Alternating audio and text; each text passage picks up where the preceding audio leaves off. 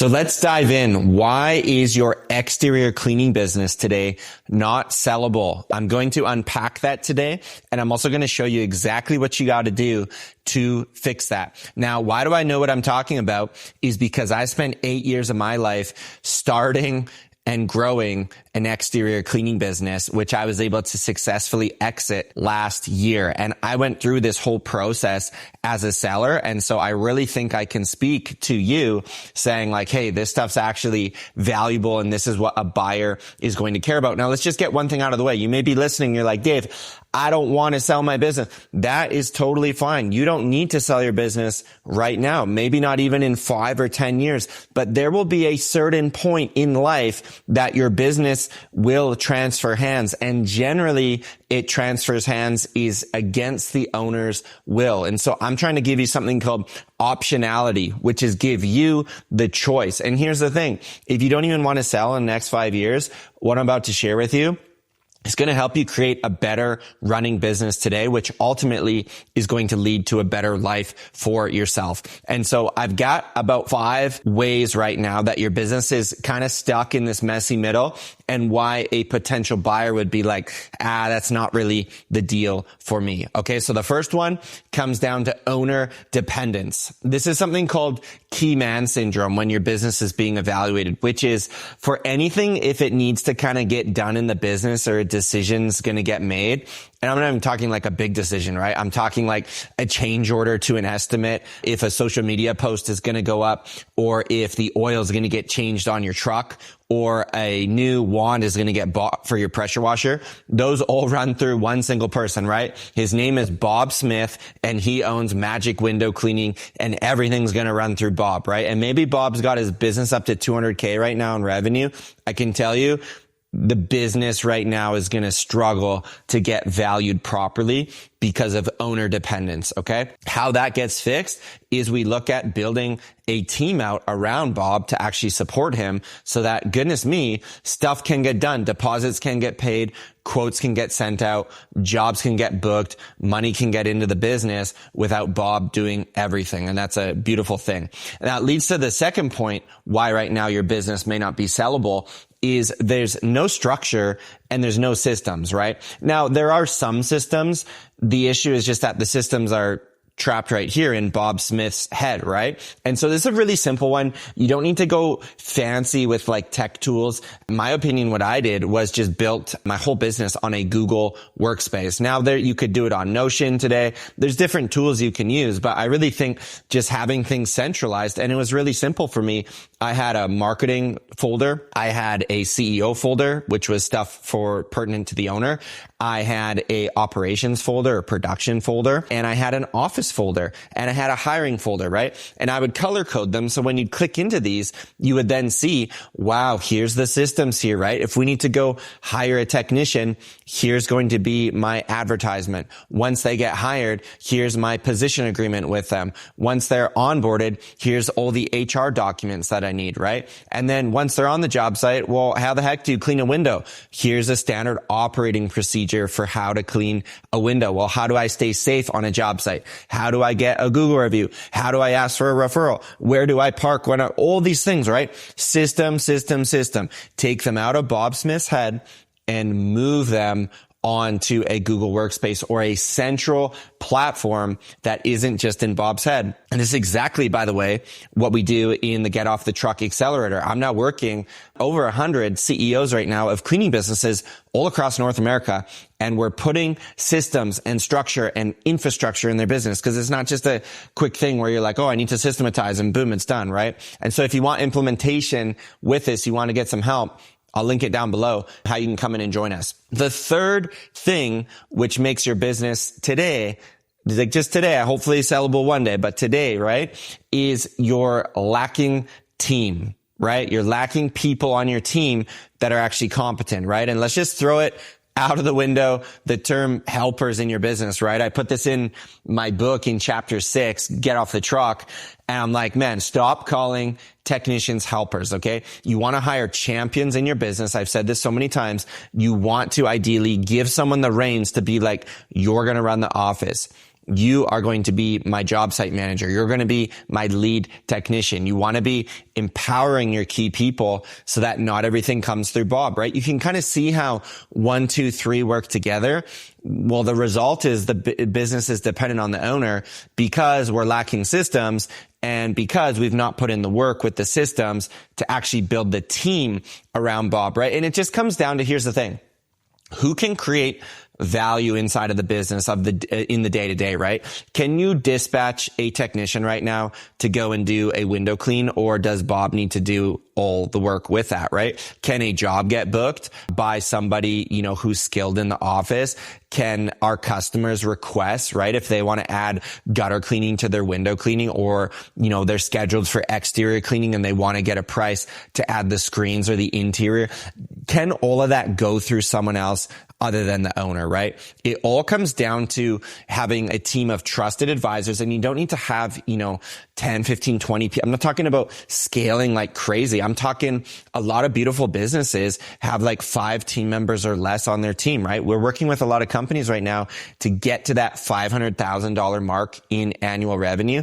You don't need more than 5 people on your team, especially in today, right? Coming to the end of 2026, the advancement in AI, you don't need to scale up a huge team on the back end due to all these tech tools that you now have right at your disposal. So that's the third one, is you're basically selling a job, not a business, if you don't have a team, right?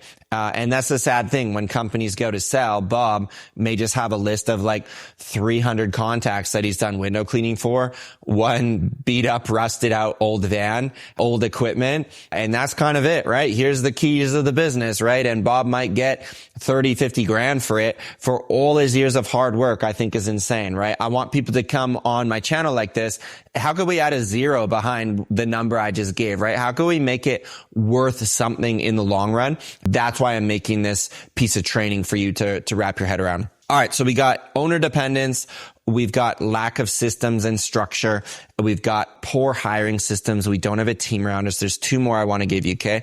Number 4 is going to be, I'll call it unpredictable revenue. Okay. If you run a cleaning business right now, anywhere in the world, anywhere in North America, there's going to be something called seasonality, right? Which is like, you know how it is. March, April, May, June, July, smoking busy. We kind of lull out in August, September. And then if you do holiday lights like I did, it kind of ramps up again. But a lot of cleaning businesses haven't yet figured out how to kind of smooth out this bumpy roller coaster, because usually there's like 1 to 2 spike ups and then there's like 2 very distinct valleys of revenue, right? And you may have you hit a $50,000 month, right? And that's great. Well, what about the next month, right? Does the 50K drop to like 10K, right? And then to 15 and then back up to 50. And it's a very frustrating thing when revenue goes through this valley, because you have to then staff up your team members to support that, right? And that becomes very difficult for a lot of small businesses. Is how do you staff up,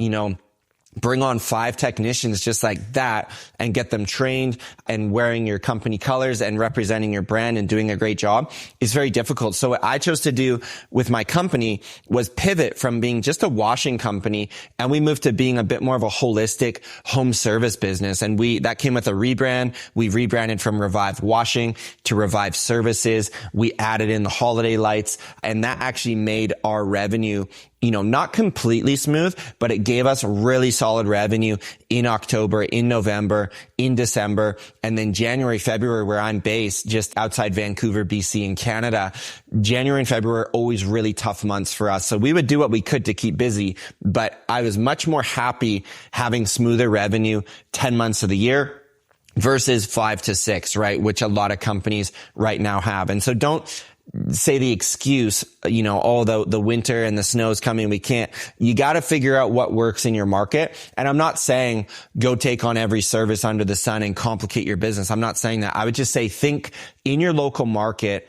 If you have an existing team or you plan to get an existing team, what is a simple service that could offset the slow period and help bring our revenues up that we could do with our given infrastructure, right? Like for us to add in holiday lights, we already had the vehicles. We already had Jobber as a CRM. We already had our insurance. We had our team members. We had a payment system. We had marketing. We had everything. It was like, let's just go buy some holiday lights and learn how to sell these things on service agreements. And that helped to move the revenue more steady in my business. The fifth and final reason, maybe the most important, they're all pretty important to be honest with you, is messy financials. Okay. So I'm calling you out right now. If you are merging, your personal accounts with your business accounts, right? And you may, a lot of companies, small businesses do this, right? They'll go out and, buy something for personal benefit and they'll write it off under their business, or they'll do like a real estate reno, right? And they'll like move a bunch of money around. It kind of hammers the books on the business side. So you want to be cautious with, commingling these funds. You want to ideally have two business bank accounts, right? One over here is your personal account, which you had before the business started. And you want to have a business account, and everything that's legitimate in the business, you want to do your absolute best to run those expenses, run that revenue through the business, right? And even if you're doing cash jobs right now, that's going to hurt you when it comes time to actually exit a business, because a buyer is going to be very confused with, well, is the revenue actually 250,000 or is it like 325,000? And where did this $75,000 go? Right. And that speaks to the importance of getting on a really good bookkeeping system, right? All through Revive, the 8 years that I owned the business, I invested, paying monthly for bookkeeping and accounting, because I knew one day would come time to exit the business. And I wanted to have my financial ducks in a row the best I absolutely could, because you're going to go through something as a seller called due diligence, which is a buyer's going to come in after they've signed a non-disclosure agreement, and they're going to start looking through all the nitty-gritty of the finances and tearing apart your books. And I can only imagine how unpleasant that would be and fearful, for the buyer coming in if they can't really figure out what's going on, right? Because the numbers in your business, they tell a story, right? And you want to be able to tell an accurate, ideally positive story of your business financially. And the sad reality is a lot of owners neglect the finances, right? And one last thing I'll share with you, what goes right in under this umbrella is like, have your pricing locked in for an owner to actually take it over and not need to be the owner on the job site. And I'll share a quick story. Years ago, I bought an existing business locally here in my area, cleaning business. And what I learned was the rates, the prices that were charged to those customers that I bought was like $50 an hour, $55 an hour, right? It wasn't enough for the business model I was running for $125 per hour per technician. That was our target charge rate, we called it, right? And so I had this mismatch of like, well, this is a good business. If Bob's going to go out and do all the cleaning, he could make a few dollars, sure. But to come in under my infrastructure and me send out a tech and have to pay my tech and my marketing insurance, my overhead did not facilitate taking on those type of customers. So if you're looking to become a buyer, you want to put the pricing of the existing business under the microscope. And so I'm telling you, as a potential future seller, the higher your prices are in your market, the more buttoned up your business is for an owner to actually come in and be like, man, there's a real business here. This isn't just a job that I buy this and I'm going to have to go and do all these jobs. You want to have your financial house in order with regards to pricing. So I just wanted to make that mention as well. So again, these are the 5 ways I'd say right now, and you can put down below, call yourself out. What's the one of those 5 that you're going to be working on in the next 12 months? Put it down below in the comments. And I'm going to leave you with a resource here. Okay. I'm going to link up down below for you. You may not be ready yet for coaching and getting, the help of me and my team to get off the truck and scale your business. And that's totally fine. We're putting all this content out for free. I want to give you one more freebie. I'm going to link up down below. And that's my free audiobook. Okay. It's 4.5 hours of listening to me. Hopefully you don't get sick of my voice. It's the Get Off the Truck book right beside me, but actually an audio based format. And it's totally free. You just put in your name, your email, you get instant access to it. Okay. And that is a great nurture ground to come off our podcast here and kind of get more indoctrinated around what I believe around scaling up a cleaning business. And for you top 2%ers, you've come through our content, you've come through the audiobook. Your next step, if your revenues is below 750K in annual revenue is going to be getting in with us at the Get Off the Truck Accelerator. And so I want to kind of leave you with those resources because I think they'll be very powerful for you. So thank you for listening. Hope you took some notes, and I look forward to catching you on the next episode.